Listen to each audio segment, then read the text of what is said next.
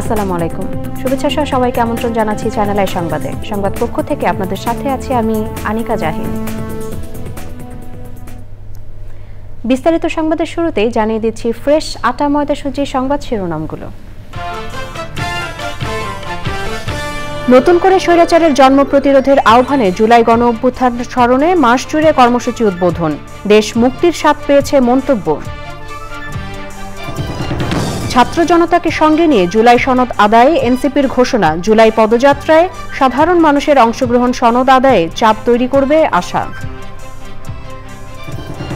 গণ অভ্যুত্থানের শহীদদের আত্মত্যাগ সারা জীবন মনে রাখতে খালেদা জিয়ার আহ্বান, সংখ্যানুপাতিক নির্বাচন বিভেদ বাড়াবে কিনা ভাবতে বললেন তারেক রহমান।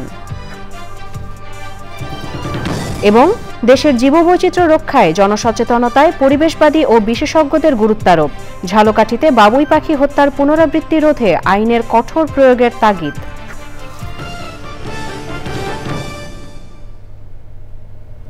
সংবাদ শিরোনামগুলো জানাচ্ছিলাম। এখনকার এই সংবাদ আয়োজন একই সঙ্গে চ্যানেলের ইউটিউব চ্যানেল এবং চ্যানেলের ওটিটি প্ল্যাটফর্ম আইস্ক্রিনে লাইভ স্ট্রিম হচ্ছে।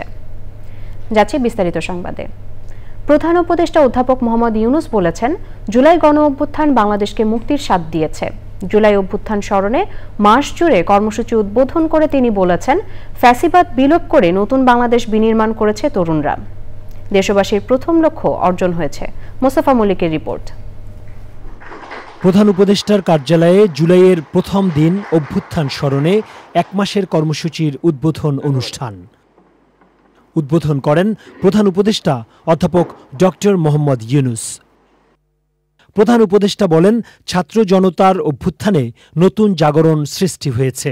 এই আন্দোলন গণতন্ত্র পুনরুদ্ধারের লড়াইয়ে এক অমোঘ ডাক।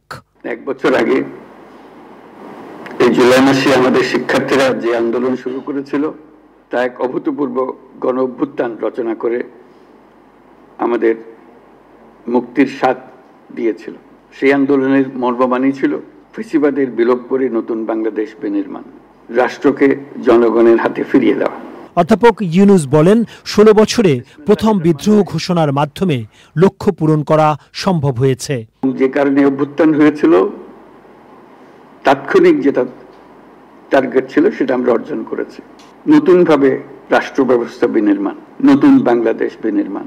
আমরা প্রতি বছর এটা করব, যাতে কোনো স্বৈরাচারের কোনো চিহ্ন দেখা গেলে সেটা তাৎক্ষণিকভাবে আমরা বিনাশ করতে পারি। সেটার জন্য এটা অত্যন্ত গুরুত্বপূর্ণ। অধ্যাপক ইউনুস বলেন, দেশের জন্য যারা রক্ত দিয়েছেন তাদের স্বপ্ন পূরণ করতে হবে।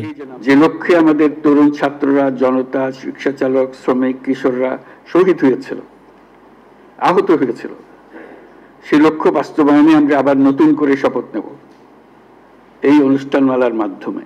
এর মাধ্যমে আমাদের স্বপ্ন আবার নতুন করে জেগে উঠুক, আমাদের ঐক্য আবারও সর্বমুখী হোক, অটুট হোক। এই হোক আমাদের এই অনুষ্ঠানমালার লক্ষ্য। অনুষ্ঠানে জাতীয় বিশ্ববিদ্যালয়ের 3 শিক্ষার্থীকে শিক্ষাবৃত্তির চেক তুলে দেন প্রধান উপদেষ্টা। Mostafa Mallik, Channel i, Dhaka. July পদযাত্রায় সাধারণ মানুষের স্বতঃস্ফূর্ত অংশগ্রহণ জুলাই সনদ আদায়ে সরকারের উপর চাপ তৈরি করবে বলে মন্তব্য করেছেন এনসিপির নেতারা। তারা বলেছেন, জুলাইয়ের প্রথম দিনের এই আন্দোলনে অনেকটাই সফল তারা। রংপুর থেকে রাসেল জমাদ্দারের ক্যামেরায় তাফিমুল ইসলামের রিপোর্ট। জুলাই অভ্যুত্থানের প্রথম শহীদ আবু সাঈদের কবর জিয়ারতের মধ্য দিয়ে আনুষ্ঠানিকভাবে 3 দফা দাবি আদায়ে মাসব্যাপী জুলাই পদযাত্রা শুরু করেছে জাতীয় নাগরিক পার্টি। আবু সাঈদের বাবা মায়ের সঙ্গে সাক্ষাৎ ও তাদের দোয়া নিয়ে গাইবান্ধা জেলায় পদযাত্রা করে এনসিপি। পথে পথে বিভিন্ন সভায় স্থানীয় জনতার উপস্থিতি ছিল অনেক। এরপর পদযাত্রা করা হয় রংপুরের আবু সাঈদ মোড় থেকে মেডিকেল মোড় পর্যন্ত, যেখানে হাজারো মানুষের অংশগ্রহণ করে। এনসিপির নেতারা বলছেন, সাধারণ মানুষের এমন স্বতঃস্ফূর্ত অংশগ্রহণ দাবি আদায়ে আন্দোলন আরো বেগবান হবে। যদি সরকার এটা করতে ব্যর্থ হয়, জুলাই সনদ এবং ঘোষণাপত্র একই সাথে প্রণয়ন করতে, তাহলে 3 আগস্ট সকলকে মানুষের এমন স্বতঃস্ফূর্ত এবং সক্রিয় অংশগ্রহণ থাকবে অভ্যুত্থানের পক্ষে, জুলাই সনদ ঘোষণার পক্ষে, সংস্কারের পক্ষে, বিচারের পক্ষে। এনসিপি নেতারা বলছেন তাদের এই লড়াই সফল হবে। 30 দিনের 64টা জেলায় যাওয়ার ইচ্ছা এবং আকাঙ্ক্ষা আরো অনেক গুণ বেড়ে গেছে। বেশ কয়েকদিন ব্যাপী লং মার্চ থাকবে, আরো মানুষের কাছ থেকে আমরা কথা শুনবো এবং সেই তাদের যে আশা আকাঙ্ক্ষা এবং স্বপ্ন সেটা নিয়ে আমাদের রাজনৈতিক পথ চলা। আমরা দেশ গড়তে পুনর্গঠন করতে জুলাই পদযাত্রা শুরু করেছি। বিচার এবং সংস্কারের দাবিতে মানুষের দুয়ারে দুয়ারে যাচ্ছি। এর মধ্য দিয়ে বাংলাদেশে আবার একটা নতুন পাড়ায় মহল্লায় নতুন জাগরণ সৃষ্টি হচ্ছে। জাতীয় নাগরিক পার্টির নেতাকর্মীরা বলছেন মানুষের স্বতঃস্ফূর্ত অংশগ্রহণে 3 দফা দাবি আদায়ে কার্যকর ভূমিকা রাখবে। রংপুর থেকে Tafimul Islam, Channel i. BNP chairperson Begum Khaleda Zia বলেছেন, জুলাই আগস্ট গণ অভ্যুত্থানে শহীদদের আত্মত্যাগ সারা জীবন মনে রাখতে হবে। গণ অভ্যুত্থানের মাস জুলাইয়ের প্রথম দিনে রাজধানীতে বিএনপির আলোচনা ও শহীদ পরিবারের সম্মানে ভার্চুয়াল বক্তব্যে তিনি বলেন, সবাই মিলে নতুন বাংলাদেশ গড়ে তুলতে হবে। ভার্চুয়ালি যুক্ত হয়ে তারেক রহমান বলেছেন, সংখ্যানুপাতিক পদ্ধতিতে নির্বাচন ঐক্যের পরিবর্তে বিভেদ বাড়াবে কিনা তা সবার ভাবতে হবে। রাহুল রায়ের রিপোর্ট। গত বছরের 5ই আগস্ট ফ্যাসিস্ট আওয়ামী সরকারের পতনের আন্দোলন শুরু হয় জুলাই মাসে। 2024-এর গণ অভ্যুত্থানে জুলাই ছিল উত্তাল। এবছর জুলাইয়ের প্রথম দিনে রাজধানীর চীন মৈত্রী সম্মেলন কেন্দ্রে বিএনপির আয়োজনে ছিল জাতীয় ঐক্য ও গণতান্ত্রিক শীর্ষক আলোচনা সভা ও শহীদ পরিবারের সম্মানে বিশেষ অনুষ্ঠান। বেলা 3টায় শহীদদের স্মরণে 1 মিনিট নীরবতা ও জাতীয় সঙ্গীতের পর শুরু হয় মূল অনুষ্ঠান। জুলাই আগস্ট গণ অভ্যুত্থান নিয়ে প্রামাণ্যচিত্র প্রদর্শনের পর গুম হওয়া ও শহীদদের পরিবারকে সম্মান জানানো হয়। অনুষ্ঠানে ভার্চুয়ালি বক্তব্য রাখেন বিএনপি চেয়ারপারসন ও সাবেক প্রধানমন্ত্রী বেগম খালেদা জিয়া। এই আন্দোলনে যারা শহীদ হয়েছেন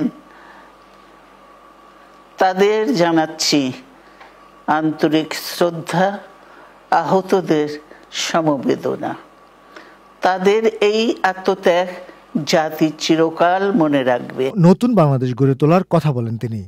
বীরের এই রক্তস্রোত, মায়ের অশ্রুধারা যেন বৃথা না যায়। আসুন আমরা সবাই মিলে শহীদ জিয়ার স্বপ্নকে বাস্তবায়িত করি কোটি মানুষের নতুন বাংলাদেশের নির্মাণের স্বপ্নকে। পুরো অনুষ্ঠানে লন্ডন থেকে ভার্চুয়ালি যুক্ত ছিলেন বিএনপির ভারপ্রাপ্ত চেয়ারম্যান তারেক রহমান। মাসব্যাপী কর্মসূচির উদ্বোধন করে বক্তব্য রাখেন তিনি। আসুন আমরা যিনি যার ইচ্ছা মতন শর্তের তালিকা না বাড়িয়ে শহীদদের চেতনায় বাংলাদেশকে উপলব্ধি করি। চোখ হারানো যোদ্ধার অন্তর্দৃষ্টি দিয়ে বাংলাদেশকে দেখার চেষ্টা করি। চিকিৎসাধীন এবং আহতদের আর্তনাদের সঙ্গে একত্রিত হয়ে শহীদদের আকাঙ্ক্ষার আলোয় বাংলাদেশকে আমরা গড়ে তুলি। ফ্যাসিবাদদের অন্ধকার থেকে মুক্ত হয়ে গণতন্ত্রের আলোয় ফিরুক বাংলাদেশ। সংখ্যানুপাতিক পদ্ধতিতে নির্বাচনের প্রস্তাবনা নিয়েও কথা বলেন তারেক রহমান। সংখ্যানুপাতিক নির্বাচনী ব্যবস্থা দেশে ঐক্যের পরিবর্তে বিভক্তিমূলক সমাজ এবং অস্থিতিশীল সরকার সৃষ্টির কারণ হয়ে উঠতে পারে কি না, এই বিষয়গুলো গুরুত্ব সহকারে আরো একবার ভেবে দেখার জন্য আমি সকল রাজনৈতিক নেতৃবৃন্দকে বিনীত আহ্বান এবং অনুরোধ করব। সংখ্যানুপাতিক নির্বাচনী ব্যবস্থার আড়ালে পুনরায় দেশের রাজনীতিতে নিজেদের অজান্তেই পতিত পরাজিত পলাতক ফ্যাসিস্ট অপশক্তির পুনর্বাসনের পথ সুগম করে দেওয়া হচ্ছে কিনা, এই বিষয়টিও আমাদের প্রত্যেকের অত্যন্ত সিরিয়াসলি ভাবা দরকার। তারেক রহমান বলেছেন, যে কোনো মূল্যে সুন্দর বাংলাদেশের জন্য ফ্যাসিস্ট বিরোধী ঐক্য ধরে রাখতে হবে। রাহুল রায়, চ্যানেল আই, ঢাকা। জুলাই আকাঙ্ক্ষা পূরণ না হলেও জুলাইকে ব্যর্থ বলা যাবে না বলেছেন জাতীয় নাগরিক পার্টির আহ্বায়ক নাহিদ ইসলাম। চ্যানেল আইকে নাহিদ ইসলাম বলেন, জুলাই অভ্যুত্থান পরবর্তী সময়ে অনেকের দলীয় এজেন্ডা চলে আসায় ঐক্য ধরে রাখা যায়নি। তিনি বলেন, এক দফার যে উদ্দেশ্য ছিল ফ্যাসিবাদী ব্যবস্থার বিলোপ, গত 1 বছরও তা পূরণ হয়নি। তাফিমুল ইসলামের রিপোর্টে থাকছে বিস্তারিত। কোটা প্রথার বৈষম্য দূর করার দাবিতে যে আন্দোলন শুরু হয়েছিল তা শেষ হয় ফ্যাসিবাদী শাসনের পতনের মধ্য দিয়ে। হাজারেরও বেশি প্রাণহারি, কয়েক হাজার মানুষের দৃষ্টিশক্তি হারানো এবং অঙ্গহানি সহ ত্যাগের মধ্য দিয়ে বৈষম্যমুক্ত সমাজ গড়তে চেয়েছিল এদেশের ছাত্র জনতা। দেশের ছাত্র জনতা জুলাইয়ের যে আকাঙ্ক্ষা পূরণের জন্য নিজেকে সঁপেছিল বন্ধুকে মনের সামনে, তা অনেকাংশেই পূরণ হয়নি বলছেন অনেকে। আর আন্দোলনের অন্যতম নেতা এক দফার ঘোষক নাহিদ ইসলাম বলছেন, এতেই জুলাইকে ব্যর্থ বলা যাবে না। আমাদের প্রত্যাশা পূরণ হয় নাই, এবং এই যে প্রত্যাশা পূরণ হয় নাই এবং আমার অনেকে বলছে জুলাইকে ব্যর্থ হলো তাহলে, বা এই যে একটা হতাশা, এটা আসলে আমাদেরকে মনে করিয়ে দেয় যে জুলাই আসলে কি কারণে হয়েছিল। অনেকে বলার চেষ্টা করেছে জুলাই শুধু আওয়ামী লীগের পতনের কারণেই হয়েছিল, যে আওয়ামী লীগকে সরিয়ে দিলাম, তাহলে আওয়ামী লীগ তো আসলে সরে গিয়েছে, এরপর তো আর প্রাপ্তির কথা কেন থাকে, হতাশার কোনো কেন থাকে? এই কারণেই থাকে যে জুলাই শুধু আওয়ামী লীগের পতনের জন্য হয়নি, জুলাই নতুন করে রাষ্ট্র কাঠামোটাকে পরিবর্তনের জন্য হয়েছিল। অভ্যুত্থান পরবর্তী সময়ে ঐক্যে ফাটল ধরেছে স্বীকার করে নাহিদ ইসলাম বলেন, অনেকের দলীয় এজেন্ডা চলে আসায় চ্যালেঞ্জ তৈরি হয়েছে।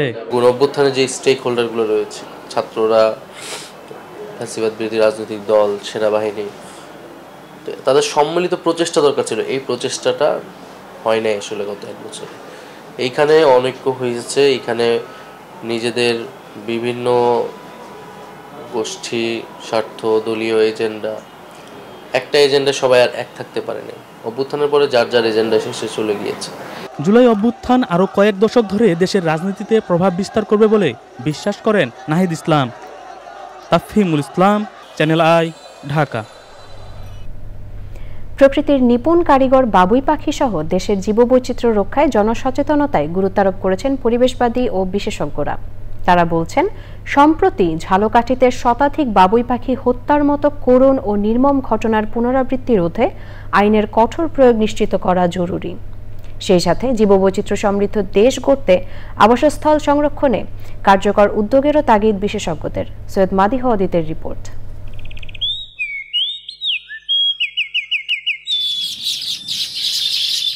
নিজ হাতে গড়া মোর কাঁচা ঘর খাসা, বাংলার সদাচঞ্চল নিষ্ঠাবান বুনন শিল্পী বাবুই পাখিকে নিয়ে কবিতা লিখেছিলেন রজনীকান্ত সেন। কবির মতোই সবারই মন কেড়ে নেয় তাল কিংবা খেজুর গাছের ঝোলানো বাবুয়ের দৃষ্টিনন্দন ও মোহনীয় বাসা। আবহমান বাংলার প্রকৃতিতে বাবুই পাখির অস্তিত্ব টিকিয়ে রাখতে যখন খাবার ও বংশবৃদ্ধির উপযুক্ত পরিবেশ নিশ্চিতের তাগিদ দিচ্ছেন প্রকৃতিপ্রেমীরা, তখনই ঝালকাঠিতে ঘটে নির্মম ও নির্দয় ঘটনা। কেটে ফেলা হয় বাবুই পাখির বাসাসহ তাল গাছ, হত্যা করা হয় শত শত বাবুই পাখির ছানা।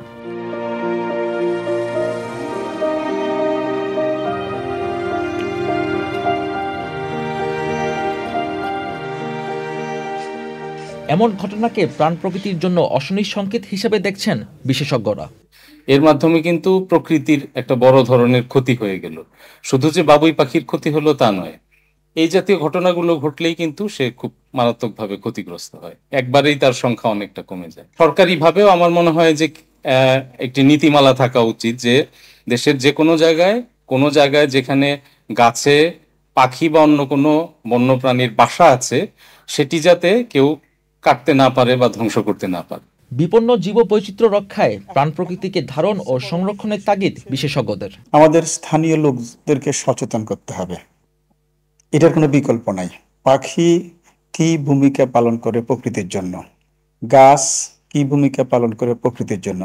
আমরা যে বেঁচে আছি যে পরিবেশে, আমাদের চতুর্দিকে গাছপালা, পশু পাখি, এরা কি এমনি এমনি আছে? না, এদের একটা বড় রোল আছে মানব সভ্যতার জন্য।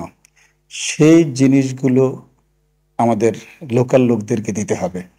প্রকৃতির অলংকার বাবুই পাখি সহ জীববৈচিত্র্য সংরক্ষণে আইনের কঠোর প্রয়োগ নিশ্চিত জরুরি বলেছেন প্রকৃতি বন্ধু বীর মুক্তিযোদ্ধা মুকিত মজুমদার বাবু। প্রাণী বলি, বন্য প্রাণী বলি, যাই বলি না কেন, আমাদের আশেপাশে যারা আছে তাদের সুরক্ষা যদি আমরা দিতে না পারি, তাহলে কিন্তু এই পরিবেশের ভারসাম্য একেবারেই কিন্তু নষ্ট হয়ে যাবে। এখন এই ধরনের ঘটনা যদি চলতেই থাকে কিংবা ভবিষ্যতেও ঘটে, সেটাকে কিভাবে বন্ধ করা যায় সেটা কিন্তু ভাবতে হবে। সরকারের পাশাপাশি আমরা যারা প্রাইভেট সেক্টর থেকে নানা অ্যাক্টিভিটিজের মধ্যে জড়িত, তাদেরও কিন্তু এগিয়ে আসতে হবে। আইনের প্রয়োগটা যেমন খুব বেশি দরকার, এবং পাশাপাশি সচেতনতারও দরকার আছে। দৃষ্টান্তমূলক শাস্তি যদি না হয়, তাহলে কিন্তু এই ধরনের ঘটনার পুনরাবৃত্তি হবে আবারও।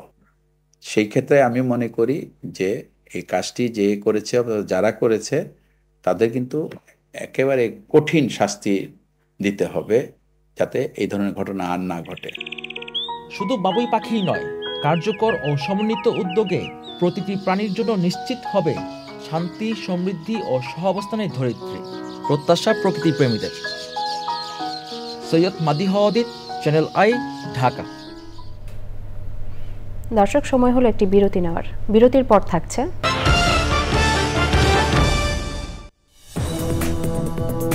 দর্শক, বিরতির পর স্বাগত আরও একবার চ্যানেল আই সংবাদে। দীর্ঘ 24 ঘন্টারও বেশি সময় ধরে বিতর্ক শেষে মার্কিন কংগ্রেসের উচ্চকক্ষ সিনেটে মাত্র এক ভোটের ব্যবধানে পাশ হয়েছে কর ও ব্যয় কমাতে প্রেসিডেন্ট ডোনাল্ড ট্রাম্পের বিগ বিউটিফুল বিল। প্রথমে বিলটির পক্ষে ও বিপক্ষে 50টি করে ভোট পড়ে। শেষ পর্যন্ত ভাইস প্রেসিডেন্ট জেডি ভ্যান্সের টাই ব্রেকিং ভোটে পাশ হয় ট্রাম্পের বহুল প্রতীক্ষিত এ বিল। মার্কিন কংগ্রেসের নিম্নকক্ষ প্রতিনিধি পরিষদে বিলটি চূড়ান্ত অনুমোদন পেলে উচ্চ আয়ের নাগরিকেরা কর ছাড়ের সুবিধা পাবেন। একই সাথে মেডিকেইডের মতো জনকল্যাণমূলক কর্মসূচির ব্যয় কমে যাবে প্রায় $1,00,000 কোটি। পাশাপাশি বিলটি কার্যকর হলে অভিবাসন, সীমান্ত নিরাপত্তা ও প্রতিরক্ষা খাতে ট্রাম্পের অগ্রাধিকার পরিকল্পনায় প্রয়োজনীয় অর্থ সংস্থান করাও সহজ হবে। ট্রাম্পের নিজ দল রিপাবলিকানের অনেক সদস্য এই বিলে সন্তুষ্ট না হওয়ায় প্রতিনিধি পরিষদে এটি সহজে পাশ হওয়া নিয়ে সংশয় রয়ে গেছে। দর্শক, এবারে নিটোল টাটা কৃষি সংবাদ।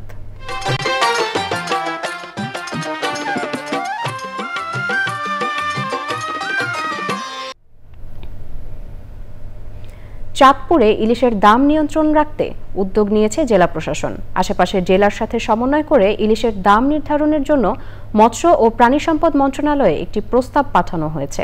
এমন প্রস্তাবে ক্রেতারা খুশি হলেও মিশ্র প্রতিক্রিয়া দেখা দিয়েছে ব্যবসায়ীদের মাঝে। মোর্শেদ আলমের তথ্য ও ভিডিও চিত্রে রাজীব আহমেদের রিপোর্ট। দক্ষিণাঞ্চলের অন্যতম বৃহৎ মৎস্য অবতরণ কেন্দ্র চাঁদপুর বড় স্টেশন মাছঘাট। সারা দেশে চাঁদপুরের ইলিশের বাড়তি কদর থাকায় পদ্মা, মেঘনার পাশাপাশি দেশের বিভিন্ন অঞ্চলের ব্যবসায়ীরা ইলিশ নিয়ে আসেন এই ঘাটে। চাহিদার তুলনায় ঘাটে ইলিশের সরবরাহ কম থাকায় নিলামে পাল্লা দিয়ে দাম হাঁকাচ্ছেন আড়তদাররা। এতে ইলিশের দাম বেড়েছে কয়েক গুণ। ইলিশ যদি তাদের যে উৎপাদন খরচ বা ধরার খরচ, তাদের পরিবহন খরচ বা তাদের সংরক্ষণ খরচ, সেইটাকে যদি হিসাব করে এটা মূল্য নির্ধারণ করা হয়, সেই মূল্য অনুযায়ী ইলিশটা যদি বিক্রয় হয়, তাহলে আমাদের সাধারণ যারা মানুষ আছে, মধ্যবিত্ত মানুষ আছে, তারা হয়তো ইলিশটা কিনতে পারবে, তারা খেতে পারবে। দাম নির্ধারণে মন্ত্রণালয়কে চিঠি পাঠানোর বিষয়টি জানাজানি হলে মিশ্র প্রতিক্রিয়া দেখা দেয় ব্যবসায়ীদের মাঝে। দাম আছে 2500 টাকা, এরা বলবো 1500 টাকা, ঠিক আছে। এখন জালুয়ায় তো মাছ পাইতেছে না, জালুয়ায় মাছ যত বেশি পাবো তত দাম কম হবে। আমদানি যদি কমে যায়, মাছের দামটা বেড়ে যায়। এখানে যদি ডিসি নির্ধারণ করে, তাহলে কাঁচামালের বাজার, এটার বাজার কখনই নির্ধারণ করা যাবে না। কাঁচামাল নির্ধারিত কোনো রেট হয় না। কাঁচামাল হইল গা, আমদানি বেশি হয়েছে, দাম কমে গেছে গা, আমদানি নাই, দাম বাড়ছে। ইলিশের দাম নির্ধারণের এমন প্রস্তাবে খুশি ক্রেতারা। কালকে থেকে আজকে মাছের দাম 200 টাকা কেজিতে কম আছে। মাছটা আমরা কম দেখতেছি না, মাছ প্রচুর বেড়াইছে, এই হিসাবে তো মাছ নেওয়া যাবে না। চাঁদপুরের পদ্মা ও মেঘনায় ইলিশের উৎপাদন বৃদ্ধি ও বিভিন্ন কর্মসূচি শতভাগ বাস্তবায়নের দাবি জানিয়েছেন ব্যবসায়ী নেতারা। সামান্য মাছ 10 কেজি, 20 কেজি, 5 কেজি, 15 কেজি, এই সকল মাছ এগুলো কি সিন্ডিকেট করবে? এগুলো খুচরা ব্যবসায়ীরা কিনে আধা ঘন্টা, 1 ঘন্টা, 2 ঘন্টা বসে আবার বিক্রি করে ফেলায়। প্রযুক্তির বিকাশে শুধু ঘাটে নয়, চাঁদপুরের ইলিশ বিক্রি হচ্ছে অনলাইনেও। ইলিশের দাম নিয়ন্ত্রণে সরকারি নজরদারি প্রয়োজন বলে মনে করছেন সংশ্লিষ্টরা। Rajib Ahmed, channel I. এবার প্রকৃতি সংবাদ।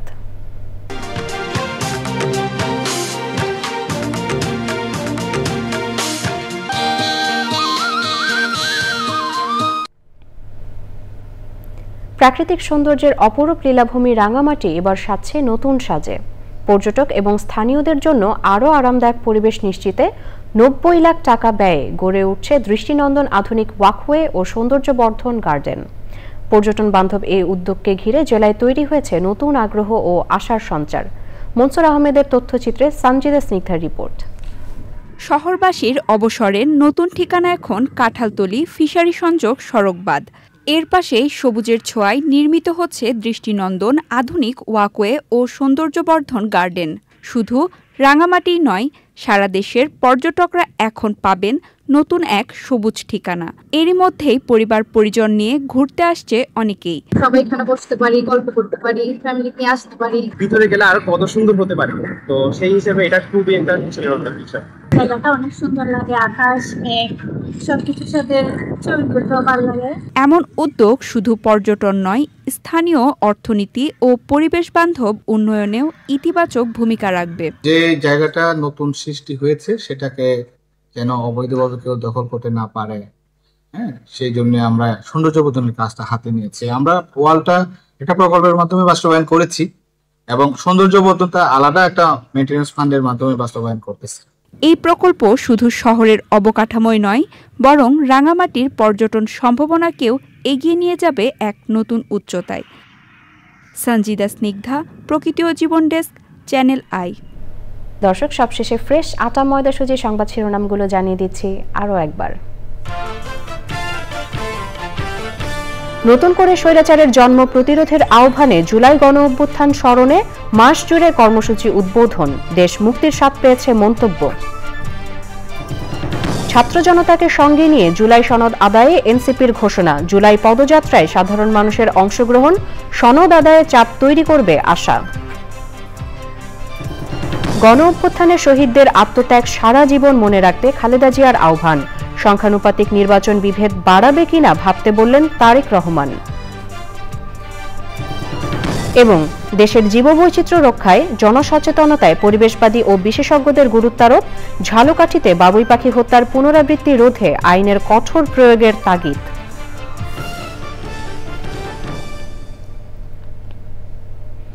দর্শক, চ্যানেল আইয়ের সর্বশেষ সংবাদ জানতে ভিজিট করুন channelionline.com-এ। যুক্ত থাকুন আমাদের সোশ্যাল মিডিয়া প্ল্যাটফর্মগুলোর সাথে। পরবর্তী সংবাদ দেখার আমন্ত্রণ রইল। এতক্ষণ সাথে থাকার জন্য অসংখ্য ধন্যবাদ।